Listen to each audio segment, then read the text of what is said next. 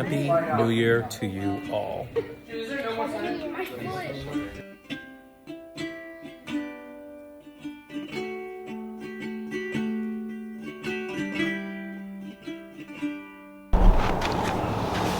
Holy, is this focused? Gosh, I should have got my autofocus lens instead. But even with the autofocus, sometimes I don't particularly like it. Let's see. There we go. I think that's good. All right, hey guys, it's me, James. You know how I am, Christian YouTuber. I just comment, I talk about things that interest me. And this time I want to talk about myself, my own personal well-being. Guys, I have what I can only call a relapse of depression. I don't even know if that's the right term, but that's just what I see it as.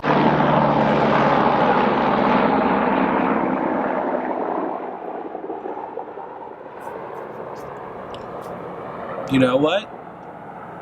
Not sure why I'm doing this actually outside in the winter when I have a full bunch of studio equipment in my house, but hey, whatever. And some really good lights and microphones, but this shotgun mic works perfectly fine. But you know, it feels like I've been defeated. I woke up the other day, I could feel my mood going down, specifically this last couple weeks, and then a few days ago really plummeted.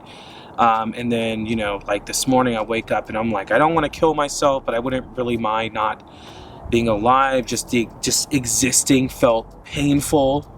You know, just it feels like so much work and my mood's constantly up and down. And it can be really hard. It can feel really discouraging to go through something like that. And I just want to explain what I did when I was going through my depressive episode.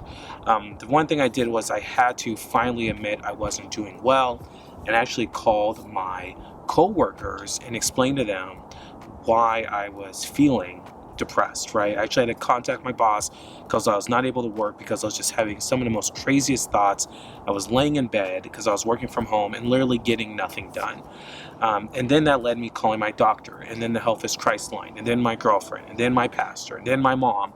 And I was calling these people, I was saying, guys, I'm struggling. I really am just not feeling good. And that was really hard for me to do. Like, I feel like such a hypocrite, right?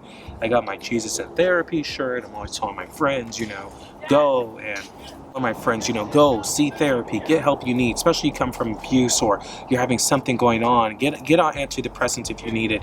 And I was so ashamed to tell anyone that I actually probably need help because I'm experiencing a crisis. I'm having a manic episode. My OCD is out the freaking window. Like, it wasn't good, right? It just wasn't good. And it just felt so shameful. It felt so shameful to admit that I was having a depressive mood. You know, I mean, there's so much stigma. No matter how much our country has become mental health conscious, inside we feel ashamed, right? You feel ashamed because you can't do the work you need to do. My work is a high stress job for sure. There's deadlines, there's stuff that needs to be done. I have a team. Like, I don't want to let people down. I don't want myself down. I don't have my income in stake.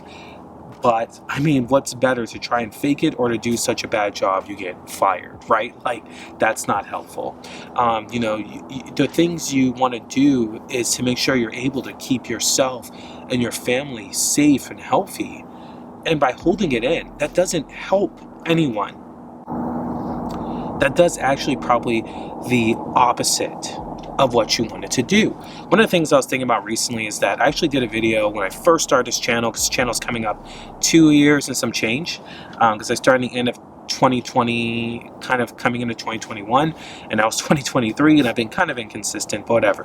But one of the things I did, I said, I'm a Christian with depression. I did mental health videos. Now, I noticed usually when people did these videos, and they were mostly like Christian women, people were so supportive, and it was like, oh man, maybe the Christian community doesn't actually have this weird stereotype against it. But the moment I posted something, and I don't know if it was because I was a man or because of videos I did before, I was called a carnal Christian, I was called a New Age Christian, I was told I didn't have the Holy Spirit. I was just told, you're not actually a believer, and that you're just, you know, an unsaved person. And I remember that a lot of people hear that in many of the churches, religious communities they're in. And even if you're not a religious person, like maybe you're like in these red pill spaces, right? That's not really Christian. It's more atheist, agnostic. Some of them just outright hate religion. You're not being a strong man. You're not being strong. And maybe you're a female, a woman, right? And even in spaces you're in, you don't like, you're in a business world or you're in a medical industry. There's nothing actually about society as much as we say we should care about mental health. These structures within it, the cultural identity marks, the racial identity things, the way the healthcare system actually works is so expensive. I'm about to pay tons of money because I haven't reached my deductible because it's the beginning of the year. Just to see my doctor will probably be $100 and something, and to see a therapist will be another $100. So I'm looking to spend at least $300 this week at the least. Like, there's so many things that exist within our system that does not say we care about mental health as a society. And then that thing within us, that shame, I don't know where that comes from, but man, to admit that I'm having trouble with my mental health is somehow shameful, even though I feel like an educated, open-minded person who has actually done therapy and been on antidepressants before. And there's a lot, man. Antidepressants are scary. I've been on ones that have been good. I've only been on 2, and I've been on 3. So I've been on 1 that was okay, and 2 that actually made it worse. Therapy is expensive, and it can take a while before you find a good therapist. It's so many reasons what makes it an uphill battle. Then your own brain is telling you kill yourself or unalive. Excuse me. And then your brain is telling you to unalive yourself and to not exist and that you'll never get better and all these things that happen. And it's an uphill battle. One of the things that I just want to say to people, even though it's an uphill battle, keep on going. One of the things I think that has come out of my mental health struggle and opening up about it is telling people that, hey, guess what?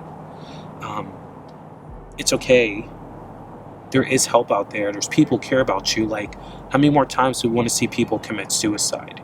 How many more times is that the narrative where people pretend to be happy and in fact they're actually broken inside because they feel like they can't get the help for whatever reason?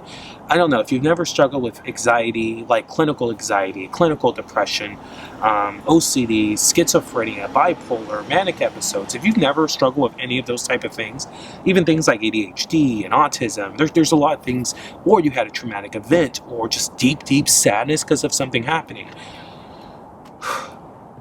Guys, it feels just impossible to beat at the time. But I can tell you, as someone who didn't think he would make it to 20, as someone who didn't think he'll make it to 30, and someone who thinks sometimes he won't even make it to 40, I still think I can actually continue on with my life and be successful. Now, first, let's have this deeper spiritual question. What is depression? A sin? Is it situational? Is it natural? Is it spiritual? It's probably all those things. I don't really know. I don't have probably like a theology of depression, but I do know it's real. And sometimes it's not like whatever Christians may believe that's a sin issue or you'd have the Holy Spirit. Because people say, well, you can't be depressed because depression is the opposite of the fruits of the Spirit. Patience, kindness, long-suffering. Well, I think long-suffering is definitely what I feel like, and all these other things there. But I disagree, right?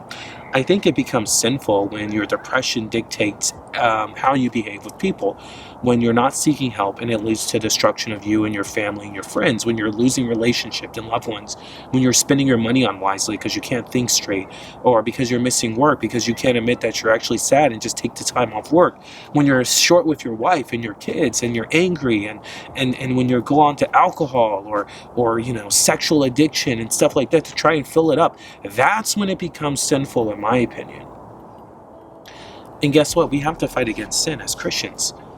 And that's anybody. Okay, even if you're not a Christian, for some reason you clicked on video and you're not a Christian, think about it. Do you really want to lose your job or any of that other stuff because, you're just not seeking help? And look, not every employer is nice. Sometimes you have a job where it just seems like you can't get help. We need to change this. We need to support each other. There's so much work that needs to be done in mental health sphere. This is a really long video, guys. But I just want to say, I really hope that if you are feeling like I'm feeling right now in this new year, I hope you get the help that you need. And I'm praying for you guys because, man, it is tough out there to admit how hard it actually is.